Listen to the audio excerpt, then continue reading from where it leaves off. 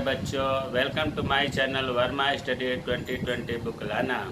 मैं UP board के छात्र छात्राओं के लिए क्लास 11th के इकोनॉमिक्स को हिंदी माध्यम से मैं फुल कोर्स कराऊंगा। यदि आप फुल कोर्स करना चाहते हैं तो मेरे चैनल को सब्सक्राइब कीजिए और बेल आइकन को प्रेस करना ना भूलें, ताकि जो भी वीडियो मैं अपलोड करूं उसका नोटिफिकेशन आपको सबसे पहले मिल सके। प्यारे बच्चों, जो एक किताब है, दो किताब है इकोनॉमिक्स में, आपको पता है। एक किताब है भारतीय अर्थव्यवस्था का विकास और दूसरा अर्थशास्त्र में सांख्यिकी। भारतीय अर्थव्यवस्था का विकास चल रहा है, जिसमें हम लोग इससे पहले 2 वीडियो पढ़ चुके हैं। आज हम लोग एनसीईआरटी की जो लास्ट एक्सरसाइज में क्वेश्चन दिया गया है उसका अध्ययन चल रहा है, तो उसमें हम लोग आज पढ़ेंगे। इससे पहले 8 क्वेश्चन हमने बता दिया है। आज प्रश्न 9 शुरू होगा। प्रश्न 9 है, औपनिवेशिक काल में, औपनिवेशिक काल का मतलब ब्रिटिश काल में, अंग्रेजी शासनों के काल में, भारतीय संपत्ति के, जो भारतीय संपत्ति है के निष्कासन, निष्कासन का मतलब दूसरे जगह भेजना, निकालना, से आप क्या समझते हैं? अब इसका उत्तर है, आपको देखो एक कहानी के माध्यम से इस तरह से आप समझें। रटने से तो काम चलेगा नहीं, क्योंकि ये भले ही अर्थशास्त्र है लेकिन भाषा इसकी इतिहास और नागरिक शास्त्र जैसी है। पूरे किताब की बता रहा हूँ, भारतीय अर्थव्यवस्था का विकास, आपको लगेगा ही नहीं कि यह अर्थशास्त्र है। अब ब्रिटिश शासक जो थे, अर्थात जो अंग्रेज थे, यहाँ पर भारत में नागरिक प्रशासन के लिए या सेना के लिए बहुत बड़ी संख्या में अंग्रेजी अधिकारी भर्ती किए। और अंग्रेजी अधिकारी मतलब इंग्लैंड के जो आदमी थे, भारत में बहुत ज़्यादा मात्रा में उनकी भर्ती किए सब, और उनको जितने भी उच्च पद रहता था उस पर सब ब्रिटिश अधिकारी नियुक्त किए गए। फिर इसके बाद यहाँ के कुछ लोगों से सहयोग तो लेते थे, लेकिन भारतीय जो थे उनकी वेतन कम थे, और जो अंग्रेज के अधिकारी थे भारतीय सहयोगों की अपेक्षा उनका बहुत अधिक वेतन, भत्ते, सुविधाएं, पेंशन अधिक थे। किनकी? ब्रिटिश अधिकारियों की। और भारत में जो रह रहे थे अधिकारी, ये अपनी जो बचत करते थे, जो इनको पेंशन मिलती थी, उन पेंशन, बचत या अन्य लाभ, ये ऐसा अंग्रेज नियम बना दिए थे कि भारतीय अधिकारियों को अपने बचत से, पेंशन से या अन्य लाभों से बहुत बड़ा भाग इंग्लैंड को भेजना पड़ता था। एक प्रकार से आप ये कहो कि टैक्स देना पड़ता था बचत में से, जिन्हें हम कहते हैं, इन्हें जो भेजते थे इसको कहते थे पारिवारिक प्रेषण। और यह प्रेषण जो भारतीय संपत्ति है, भारतीय बचत है, इंग्लैंड को निष्कासन कहलाता था। प्रश्न पूछा गया ना कि भारतीय संपत्ति के निष्कासन से आप क्या समझते हैं?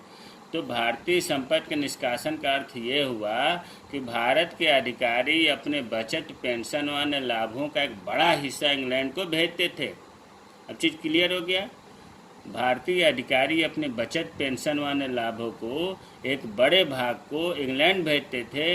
यह प्रेषण, यह पारिवारिक प्रेषण भारतीय संपत्ति का निष्कासन था, निष्कासन था। इसके अतिरिक्त इतना तो लेते थे, इसके अतिरिक्त अगर बैंक ऋण ले लिया कोई, बहुत भारी ब्याज देना पड़ता था। हाउस चार्जेज, होम चार्जेज, इतना तक कि ईस्ट इंडिया कंपनी अगर युद्ध करती तो उसका भी खर्च भारतीयों को देना पड़ता था। ये प्रश्न 9 हुआ। अब प्रश्न 10 आते हैं। जनांकी संक्रमण के प्रथम से द्वितीय सोपान की ओर संक्रमण का विभाजन वर्ष कौन सा माना जाता है? देखिए, नाम इतना क्वेश्चन हार्ड लग रहा है, जैसे लग रहा है कि बहुत बड़ा कठिन क्वेश्चन है, लेकिन बहुत आसान है। पहले तो ये समझिए, जनांकी का नाम लेते ही आप ये समझ लें कि जनसंख्या की बात हो रही है। जनांकिकी का अर्थ ही जनसंख्या से आप समझें, और संक्रमण का मतलब होता है वृद्धि। वृद्धि में कमी भी हो सकती है और वृद्धि भी हो सकती है। तो अब दूसरे रूप में जनांकी संक्रमण को अपने मन में ये मान लें कि जनसंख्या वृद्धि की बात हो रही है। अब अगर हम बात करें तो इसका उत्तर पूछ रहा है कि प्रथम से द्वितीय सोपान। देखो बच्चों, पहले तो ये समझो कि जनांकी संक्रमण क्या है। इसमें केवल पूछा है कि वर्ष कौन सा है। इसका उत्तर तो यहाँ लिख दिया गया कि 1921 है। प्रथम से द्वितीय सोपान की ओर संक्रमण का विभाजन वर्ष कौन सा माना जाता है? तो उत्तर है 1921 को। इसे महाविभाजक वर्ष भी कहते हैं।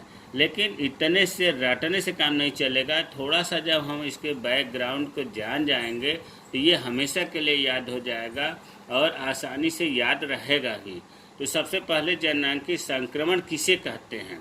इस सिद्धांत का मतलब जननांकी संक्रमण का उपयोग किसी क्षेत्र की जनसंख्या के वर्णन, किसी क्षेत्र, प्रदेश भी हो सकता है, क्षेत्र भी हो सकता है, उस क्षेत्र की जनसंख्या का वर्णन और भविष्य में कितनी जनसंख्या होगी आने वाले समय में, इसका पूर्वानुमान लगाया जाता है कि 10 साल बाद इतनी जनसंख्या होगी उस क्षेत्र की, 20 साल बाद इतनी होगी, तो उसे हम कहते हैं जननांकी संक्रमण के सिद्धांत।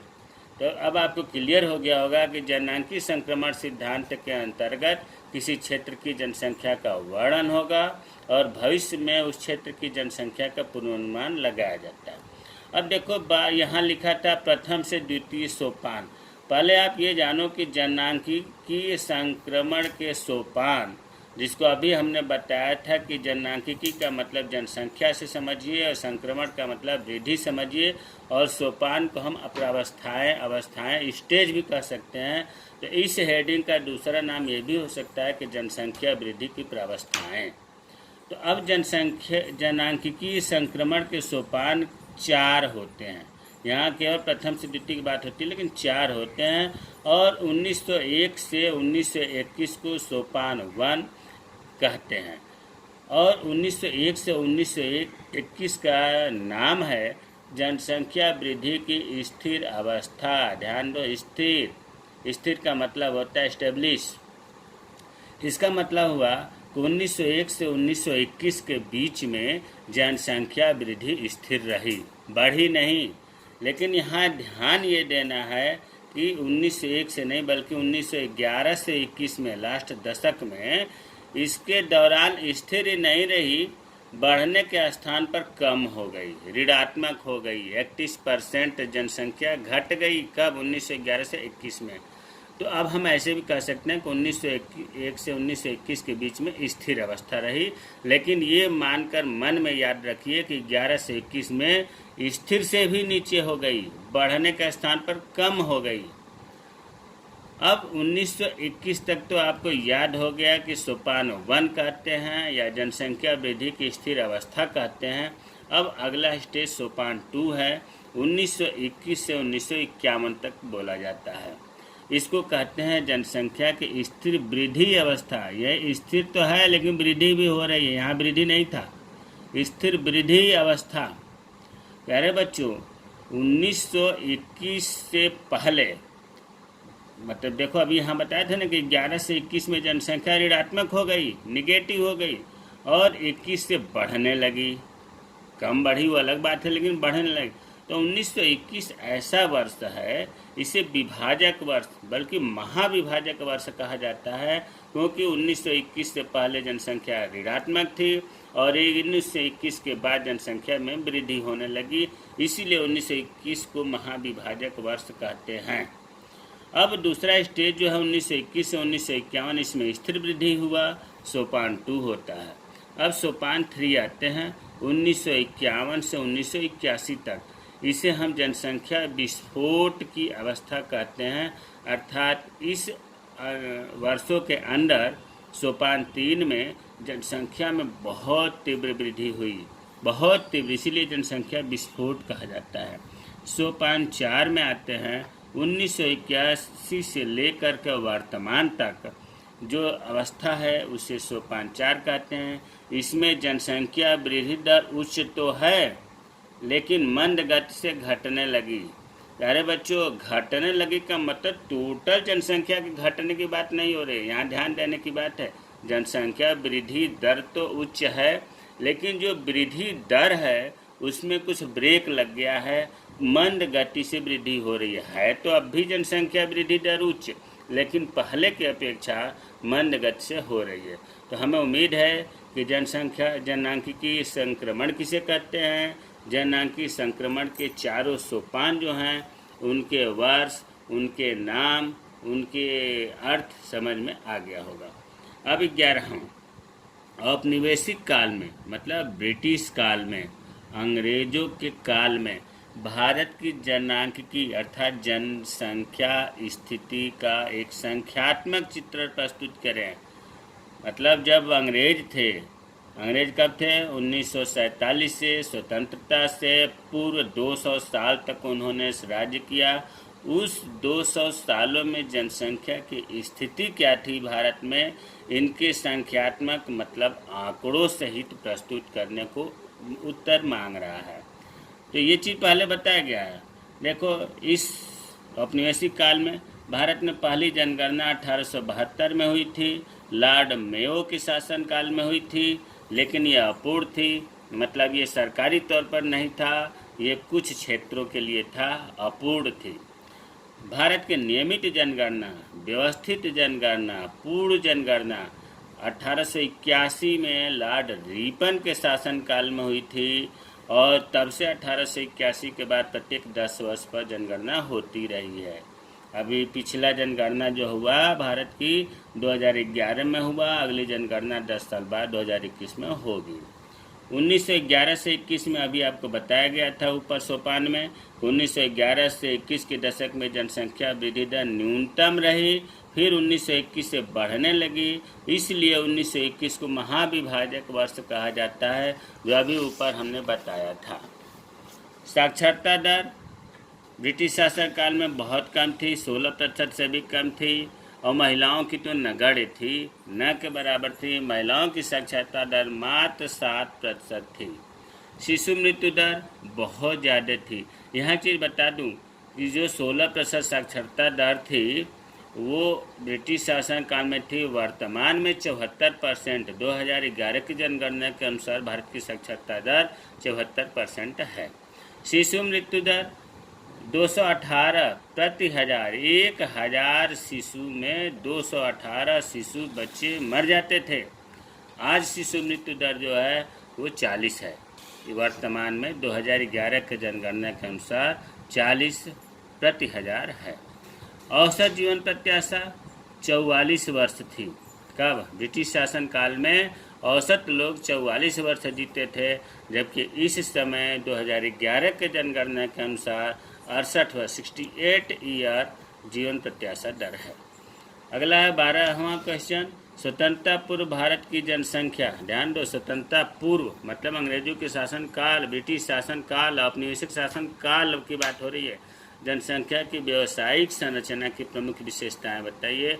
व्यावसायिक संरचना का मतलब कि कितने परसेंट किस क्षेत्र में लोग कार्य करते थे। तो देखिए, उस समय भी कृषि सबसे बड़ा व्यवसाय था। 70 से 75% लोग कृषि पर निर्भर थे। विनिर्माण क्षेत्र का मतलब निर्माण उद्योग क्षेत्र में 10% थे। सेवा क्षेत्र में 15 से 20% थे। इतने लोगों को रोजगार मिला था।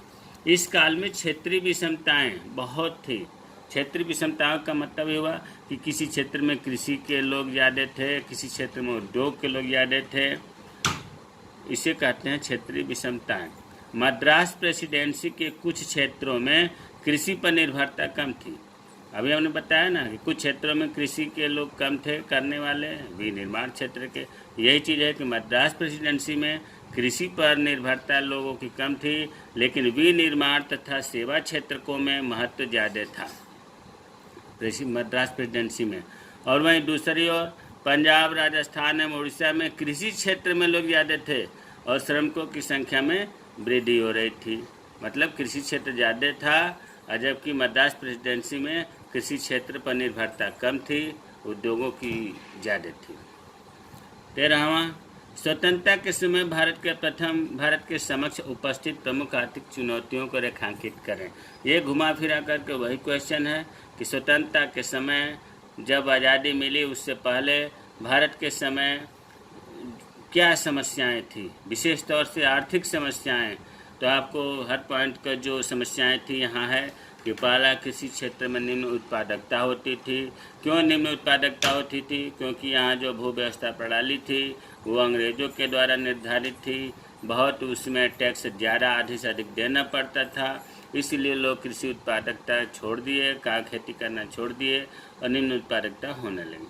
औद्योगिक क्षेत्र में पिछड़ापन, जो यहाँ औद्योगिक नीति अंग्रेज़ों ने बनाया था वो भारत के पक्ष में बिल्कुल नहीं था। उनकी नीति में ये था कि भारत से हम कच्चा माल ले जाएंगे और अपने यहाँ तैयार माल को भारत में ला कर के बेचेंगे। तीसरा है विदेशी व्यापार पर इंग्लैंड का एक अधिकार। जो विदेशी व्यापार हमारा विश्व के कोने कोने से था, धीरे धीरे वो समाप्त हो गया था, केवल इंग्लैंड से होता था और इंग्लैंड अपने हिसाब से हमारे यहाँ से सस्ता कच्चा माल लेता था और अपने यहाँ का प्रोडक्ट बहुत महंगा देता था। कुल मिलाकर के इंग्लैंड का मोनोपोली था, विदेशी व्यापार पर उसका पूरा नियंत्रण था। व्यापक गरीबी, उस समय छोटे छोटे जो घरों में उद्योग चलते थे सब बंद हो गए थे, गरीबी आ गई। विदेशी व्यापार से जो थोड़ा बहुत अर्जन होता था वो भी समाप्त हो गया। इनके अंग्रेज़ों के शासनकाल में कोई ध्यान नहीं दिया गया, इसलिए लोग गरीबी में और गरीब होते जा रहे थे। व्यापक बेरोजगारी भी बढ़ी, लोग उद्योग नहीं खोले जा रहे थे, खेती करना लोग छोड़ दिए तो बेरोजगारी भी बढ़ने लगी। आधारिक संरचना का अभाव था, जैसे सड़कों का, बंदरगाह का, रेलवे का, इन सब का अभाव था। थोड़ा बहुत बाद में अंग्रेज़ों ने अगर शुरू किया था, वो भी अपने स्वार्थ सिद्ध करने के लिए, गाँव से कच्चे माल को बंदरगाह तक ले जाने के लिए, अपने यहाँ से तैयार माल को गाँव में दरवाजे तक पहुँचाने के लिए उन्होंने सड़क बनवाई। क्षेत्रीय विषमताएँ, क्षेत्र में कहीं पर लोग खेती पर निर्भर करते थे, कहीं पर लोग उद्योग पर निर्भर थे, कहीं पर सेवा क्षेत्र में थे। इस प्रकार क्षेत्रीय विषमताएँ थीं। भारत में प्रथम सरकारी जनगणना किस वर्ष हुई थी? अभी हमने बताया 1881 में लॉर्ड रिपन के शासनकाल में ये नियमित जनगणना थी। इसके बाद प्रत्येक 10 वर्ष पर होती रही जनगणना, जिसे हम कहते हैं सरकारी जनगणना। प्यारे बच्चों, एनसीईआरटी के लास्ट में पहला चैप्टर का जो किताब था, पहला चैप्टर जो था ये आज समाप्त हो गया। इसमें 4 वीडियो बना, इन्हें आप आई बटन को क्लिक करके पढ़ लेंगे। जय हिंद, जय भारत।